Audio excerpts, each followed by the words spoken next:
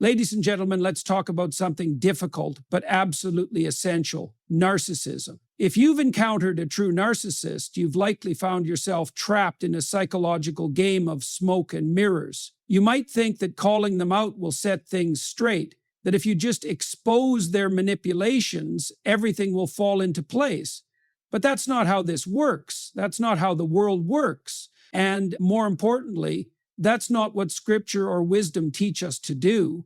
See, a narcissist isn't after truth. They don't care about reconciliation. They care about control, about shaping reality in a way that keeps them at the center. The moment you call them out, they're not reflecting on their actions. They're strategizing their next move. You haven't won. You've entered their game. Narcissism is not just a personality quirk. It is a deeply ingrained pattern of behavior that revolves around control, manipulation, and self-importance. When dealing with a narcissist, the most common instinct people have is to call them out, to expose them, to make them see reason, to force them into accountability. But this instinct, while understandable, is misguided. Both psychology and scripture warn against such direct confrontations, not because truth should be ignored, but because engaging with a narcissist on their terms often leads to more harm than good. Psychologically speaking, narcissistic personality traits are tied to an intense need for validation, a fragile sense of self, and an inability to take responsibility for wrongdoing. Calling them out does not lead to a moment of self-reflection. It triggers a defensive response, often accompanied by gaslighting, blame shifting, and even outright aggression. Instead of admitting fault, the narcissist will twist the situation, making themselves the victim and you the villain. This is because, at their core, narcissists do not operate in the same reality as those who value truth, integrity, and genuine self-improvement. Their sense of self is constructed like a house of mirrors, designed to reflect only what serves their ego while distorting anything that threatens it. In many cases, individuals confronting a narcissist with the hope of resolution find themselves caught in an even deeper level of psychological manipulation. Instead of acknowledging wrongdoing, the narcissist might turn the confrontation around, making the person questioning them feel guilty, uncertain, or even irrational. This is a tactic known as gaslighting, a psychological strategy used to erode someone's confidence in their own perception of reality. Before long, the person attempting to call them out might begin to question their own experiences, wondering if they were overreacting, misremembering, or even being cruel for trying to hold the narcissist accountable. From a biblical perspective, this dynamic is not new. Scripture repeatedly warns about engaging with those who are committed to deception and folly. Proverbs 26:04 states, "Do not answer a fool according to his folly, or you yourself will be just like him." This verse perfectly encapsulates the danger of engaging with narcissists on their level. When you try to expose them, they will drag you into an emotional and mental battle where the rules of honesty and fairness no longer apply. Instead of getting the clarity and justice you seek, you will find yourself tangled in their web of manipulation, frustration, and self-doubt. Another scriptural parallel can be drawn from the interactions of Jesus with those who sought to trap him in debate. Time and time again, his enemies tried to catch him in contradictions, to provoke him into making statements that could be used against him. Yet Jesus did not waste his energy on fruitless arguments. He answered with wisdom, discernment, and at times complete silence.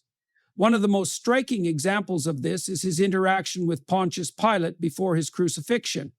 When questioned and accused, Jesus did not engage in desperate attempts to justify himself or win an argument. He remained composed, knowing that the truth did not need to be shouted at those unwilling to hear it. This is the ultimate demonstration of strength and wisdom, choosing when to speak and when to withhold your energy. Calling out a narcissist assumes that they are interested in the truth, but they are not. They are interested in control. They are interested in maintaining their image. They are interested in winning at any cost. This is why Scripture advises against casting pearls before swine, Matthew 7:6. If you offer your wisdom, your honesty, and your emotional energy to someone who has no respect for it, they will trample it underfoot and turn to attack you. The biblical wisdom here is clear. Do not waste your energy on those who are not seeking genuine change. This does not mean that one must remain passive in the face of narcissistic behavior. Rather, it means choosing a different, more strategic approach. Instead of direct confrontation, the best course of action is often disengagement. Narcissists thrive on reaction, whether positive or negative. The moment you stop giving them the fuel they seek, they begin to lose their power over you. This is where boundaries become essential. Instead of trying to make a narcissist see the truth, focus on protecting your own mental, emotional, and spiritual well-being. Walk away from arguments that are designed to go nowhere. Limit your exposure to those who refuse to change. Guard your inner peace with the same diligence that you would guard a valuable treasure. Ultimately, the lesson to be learned is that wisdom is not about winning battles that cannot be won. It is about knowing when to fight and when to step back. It is about understanding that some people do not want truth, and trying to force it upon them only drains you in the process. Whether viewed through the lens of psychology or scripture, the conclusion is the same. Calling out a narcissist does not bring resolution. It invites further manipulation and conflict. The wiser, stronger path is to disengage, uphold your integrity, and focus your energy on areas where real growth and transformation are possible. Silence is often misunderstood as weakness, but in reality, it is one of the most powerful strategies a person can employ when dealing with a narcissist. When faced with manipulation, provocation, and deception, the natural human response is to defend oneself, to explain, to argue, to correct. This instinct, however, plays directly into the narcissist's hands. They thrive on attention, whether positive or negative, because it fuels their sense of importance. Engaging with them, even in an attempt to hold them accountable, only reinforces their control over the situation. The moment you react, you have given them what they want, proof that they still hold influence over your emotions.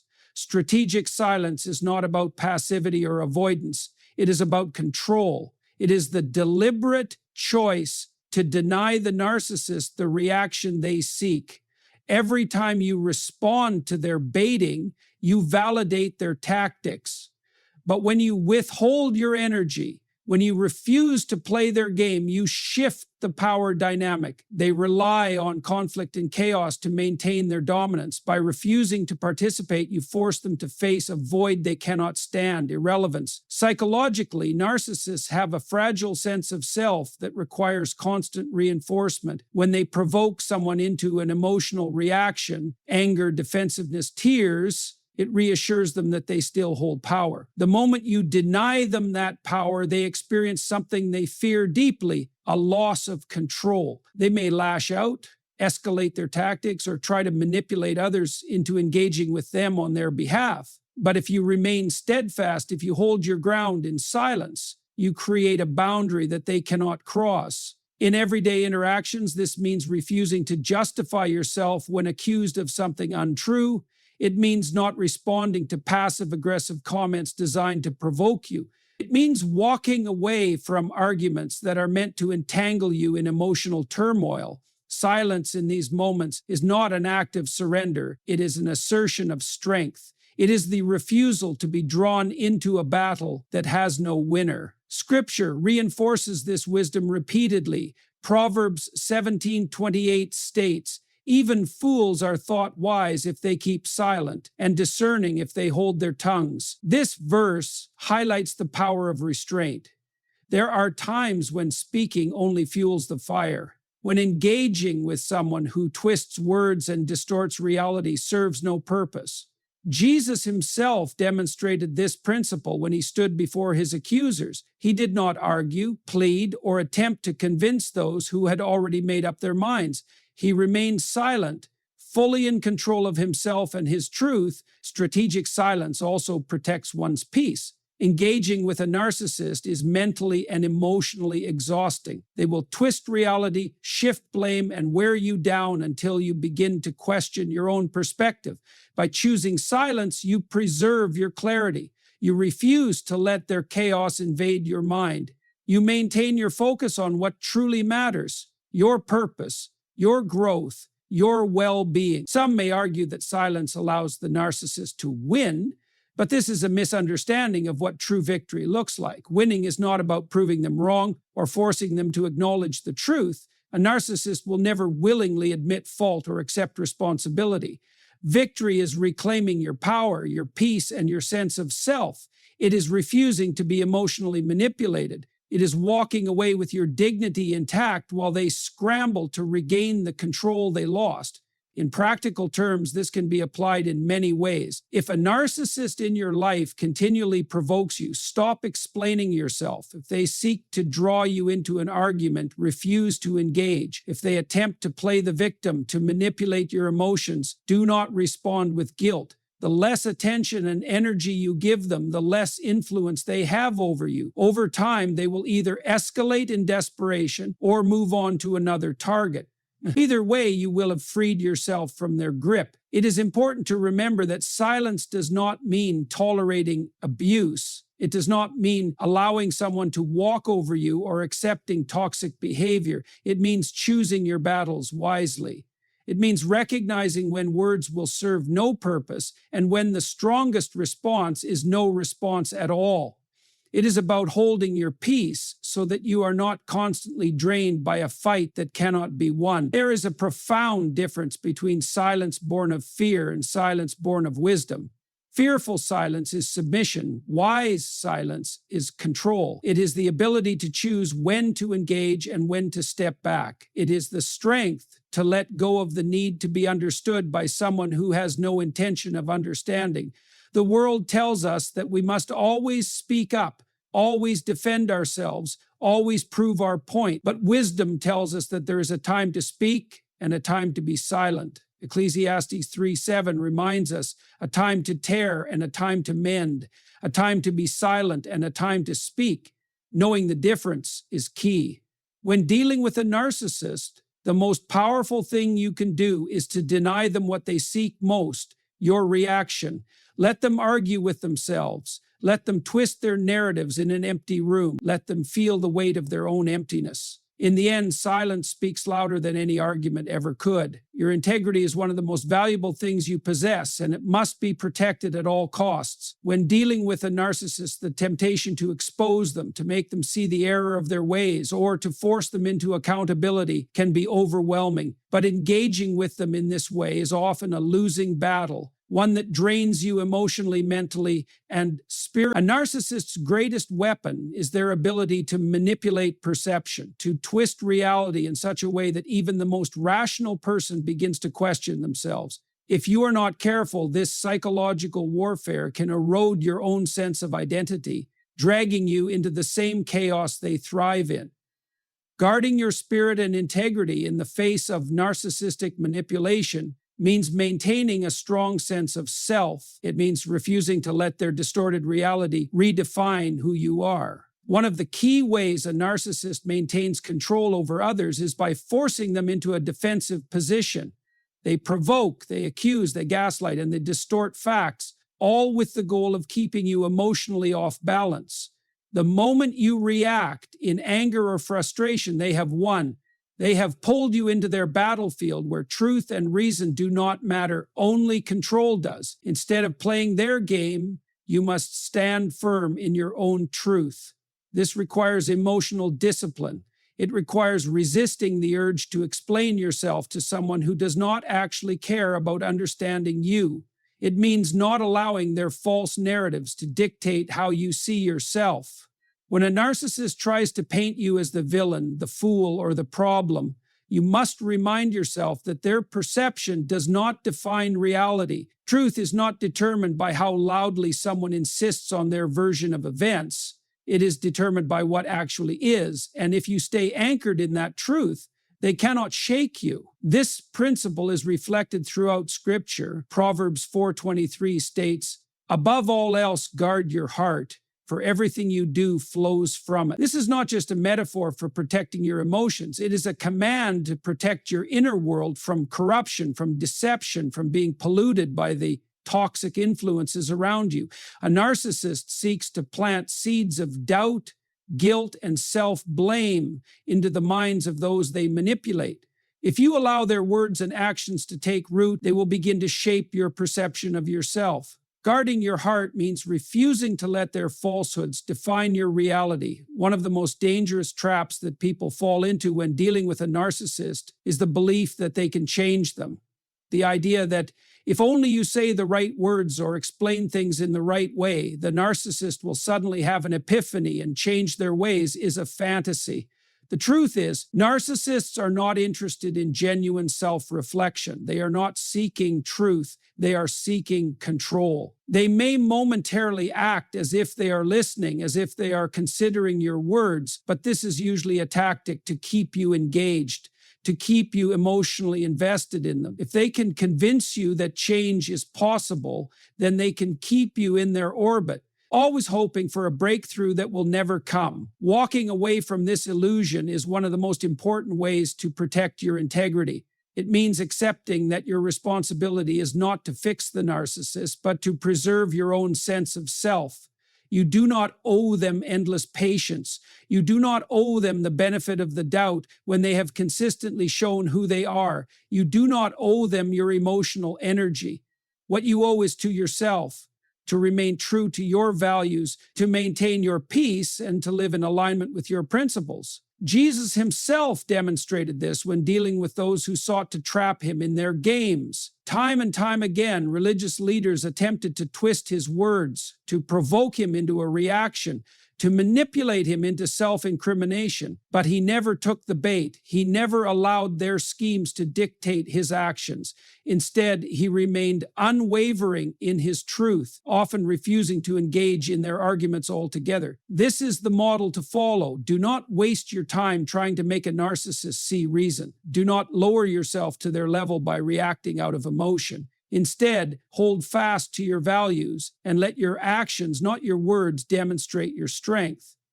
Another key aspect of protecting your integrity is setting firm boundaries. A narcissist will push limits as far as they can, testing to see how much they can get away with. If you do not enforce clear boundaries, they will continue to violate them. This is why it is crucial to not only set boundaries, but to uphold them with unwavering consistency. When you say no, mean it. When you decide to disengage, do not let guilt pull you back in. When you recognize a toxic dynamic, remove yourself from it without explanation or justification. Boundaries are not about controlling the narcissist's behavior. They are about controlling your own response and ensuring that you are not continually subjected to their manipulation. One of the hardest but most necessary things to accept is that a narcissist will never give you closure.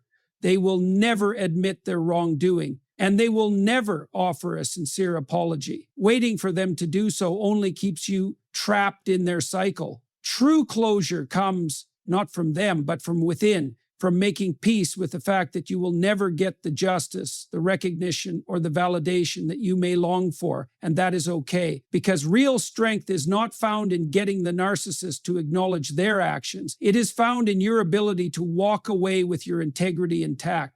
Psalm 34:14 says, "Turn from evil and do good, seek peace and pursue it." This is the key. You do not defeat a narcissist by exposing them, by arguing with them, or by waiting for them to change. You defeat them by living well, by refusing to let them corrupt your character, by building a life that is free from their influence. The greatest revenge is not anger or confrontation. It is living a life of purpose, truth, and peace. Guard your spirit, protect your integrity, and do not let a narcissist's games pull you away from the person you are meant to be. Walk away with your dignity and let them be left with nothing but the emptiness of their own making. There is an immense power in walking away, a power that is often underestimated.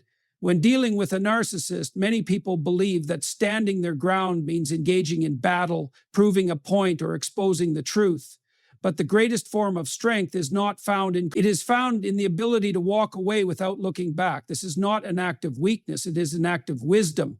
It is the recognition that some battles are not worth fighting, that some people are not willing to change, and that your energy is too valuable to be wasted on someone who thrives on manipulation and chaos.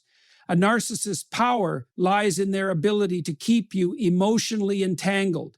They want you to be reactive, to feel the need to explain yourself, to prove them wrong, or to win their approval. As long as you are engaging with them, whether in anger, frustration, or even in an attempt to make them see reason, they maintain control over you. They do not need to win in the traditional sense. Their victory is in keeping you invested, keeping you emotionally hooked, keeping you coming back to the cycle of conflict, confusion, and exhaustion. But when you walk away, you strip them of that power. You take back control of your own life. Walking away is not just a physical act. It is a mental and emotional decision. Many people leave a narcissist physically, yet remain trapped in the cycle emotionally. They replay conversations in their minds, obsess over what they should have said, or hold on to the hope that the narcissist will one day realize their mistakes. This is not true freedom. Walking away means making a firm decision that you will no longer allow this person to dictate your thoughts, your emotions, or your peace of mind. It means closing the door completely, not just in your external actions, but in your heart and mind as well. One of the reasons people struggle to walk away is because of the illusion of closure. They want the narcissist to acknowledge their wrongdoing, to admit fault, to validate the pain they have caused. But this is a false hope. A narcissist will rarely, if ever, give true closure.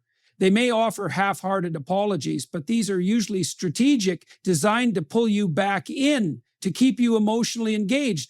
Or worse, they may gaslight you, rewriting history to make themselves the victim and you the villain. Seeking closure from a narcissist is like chasing a mirage. It keeps you moving in circles, always hoping but never truly reaching an endpoint. The real closure comes from within. It comes from accepting that you may never get the apology you deserve, that they may never acknowledge the harm they've caused, and that justice in the way you long for may never come. And yet, despite all of this, you can still move forward. You can still heal. You can still build a life that is full, meaningful, and entirely free from their influence. That is where true strength lies, not in changing them, but in choosing to live well despite them. From a biblical perspective, there is profound wisdom in knowing when to walk away. Proverbs 22:24-25 states, "Do not make friends with a hot-tempered person. Do not associate with one easily angered, or you may learn their ways and get yourself ensnared." This is a clear warning. Staying entangled with toxic individuals does not just hurt you in the moment. It changes you over time. The more you expose yourself to their manipulation, their deceit, and their chaos, the more it begins to influence your own spirit. Their tactics may tempt you into becoming reactive, bitter, or even vengeful. But walking away allows you to protect your peace, your integrity, and your sense of self. Jesus himself demonstrated this wisdom in his own interactions. When people refused to hear the truth, he did not chase after them, beg them to understand, or engage in endless debates. He spoke the truth, and if they rejected it, he moved on. In Matthew 10:14, he instructs his disciples, "If anyone will not welcome you or listen to your words, leave that home or town and shake the dust off your feet." This is not just about physically leaving, it is about emotionally letting go, refusing to carry the weight of someone else's blindness, bitterness, or deception. Walking away also means rejecting the narcissist's narrative. They will often try to paint you as the problem, as the one who is unreasonable, dramatic, or unforgiving. They will try to rewrite the story so that they remain the victim and you the villain. But their version of reality does not define the truth. You do not need to defend yourself against their lies. You do not need to correct their distortions. You simply need to walk away, knowing that truth stands on its own and does not require constant explanation. One of the greatest tests of inner strength is the ability to leave without seeking revenge. The desire for justice is natural, but wasting your energy trying to make them pay keeps you connected to them. The best revenge is not retaliation. It is a life well lived, a life where their influence no longer reaches you. The moment you no longer feel the need to prove anything to them, you have won. The moment their words and actions no longer dictate your emotions, you have reclaimed your freedom. This path is not easy. Walking away requires courage, discipline, and deep self-awareness. It requires breaking the cycle of emotional dependency, resisting the urge to be drawn back in by false promises or temporary changes in behavior. But every step away from the narcissist is a step toward healing, peace, and a life that is no longer dictated by someone else's toxicity. In the end, the lesson is clear. You cannot change a narcissist, but you can change yourself. You can choose to reclaim your power. You can choose to walk away with your integrity intact. You can choose to stop looking for closure in a place where it does not exist. And in doing so, you find the ultimate freedom, the ability to move forward, unburdened, unshaken, and wholly at peace. Healing after enduring the manipulation and toxicity of a narcissist is not a passive process. It requires intentional effort, a deep commitment to self-reclamation, and a willingness to rebuild what was broken. The damage caused by a narcissist is not always immediately visible. Unlike physical wounds, which can be seen and treated directly, emotional wounds are often buried deep within the psyche, subtly influencing thoughts, behaviors, and self-perception long after the narcissist is gone. It is this hidden damage that makes healing so essential, because if left unaddressed, it continues to shape one's life in destructive ways. One of the first steps in true healing is recognizing the depth of the harm that was done. Many people minimize their experiences, telling themselves that it wasn't that bad or that they should simply move on. But healing cannot happen without acknowledgement. The psychological and emotional impact of prolonged exposure to manipulation, gaslighting, and emotional invalidation can be profound. It often results in self-doubt, anxiety, depression, and even physical health issues. Recognizing the full extent of this damage is not about dwelling on pain. It is about confronting reality so that it can be transformed. Another crucial aspect of healing is breaking free from the mental patterns instilled by the narcissist. Narcissists excel at planting seeds of self-doubt. They condition their victims to question their own judgment, to feel guilty for standing up for themselves, and to internalize blame for things that were never their fault. This kind of conditioning does not disappear overnight. Even after physically leaving a narcissist, many people find themselves replaying old conversations, anticipating criticism, or feeling an unshakable sense of guilt for asserting their needs. These are remnants of psychological conditioning, and they must be actively unlearned. One of the most powerful ways to break these patterns is through self-dissect. When a narcissist controls a person, they do so by making them dependent on external approval, by teaching them that their worth, their choices, and even their perception of reality must be confirmed by someone else. True healing comes when a person learns to validate themselves. This means trusting their own experiences, believing their own feelings are legitimate, and no longer seeking permission to live authentically. It is a process of rebuilding self-trust, of rewiring the mind to rely on internal wisdom rather than external manipulation. From a spiritual perspective, healing is also about returning to the truth of who you are. A narcissist seeks to distort reality, and in doing so, they often force their victims to adopt a false identity, one based on shame, fear, and self-doubt. But the truth is that every person is created with inherent worth, with purpose, and with dignity. Scripture reminds us in Psalm 139:14, "I praise you because I am fearfully and wonderfully made." This means that no matter what a narcissist has tried to convince you of, your value is not diminished. The healing process is about reclaiming this truth and refusing to let the lies of the past define the future. Forgiveness is another element of healing that is often misunderstood. Forgiveness is not about excusing what was done or pretending that harm did not occur. It is not about reconciling with the narcissist or giving them another chance to hurt you.